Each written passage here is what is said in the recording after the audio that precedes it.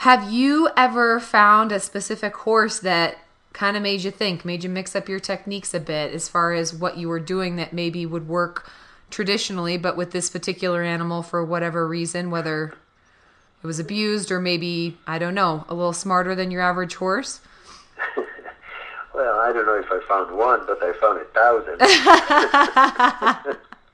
I think that, the more you go through your life, more picky you become. You already set yourself up to know what you're looking for, and most horses out don't have it. They just a horse. So it all depends what you have in mind to do with that particular horse, and I think that when you have something special in mind, okay, you kind of narrow the peak number. Okay, today we become so specialized that if you want a prospect for the snaffle bit for charity, for example, you need to run through 100 horses to find one. So 99 of them didn't make it. And I don't have that kind of a privilege to have 100 horses to choose one.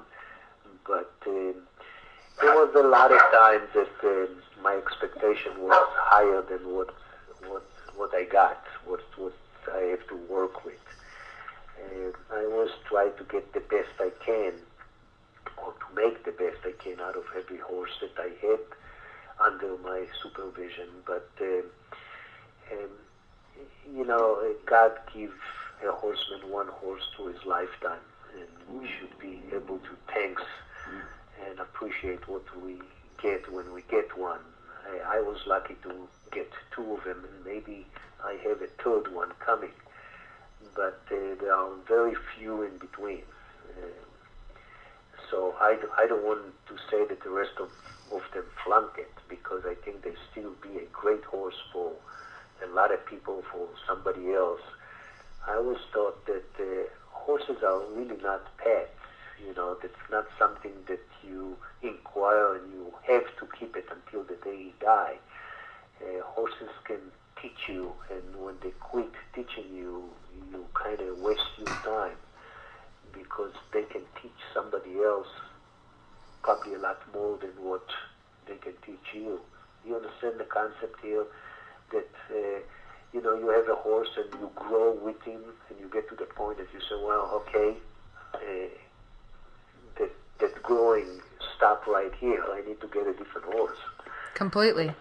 And that horse, don't just dump him, because he can be a great teacher to the kid who just got into the game, and he can take him a long way.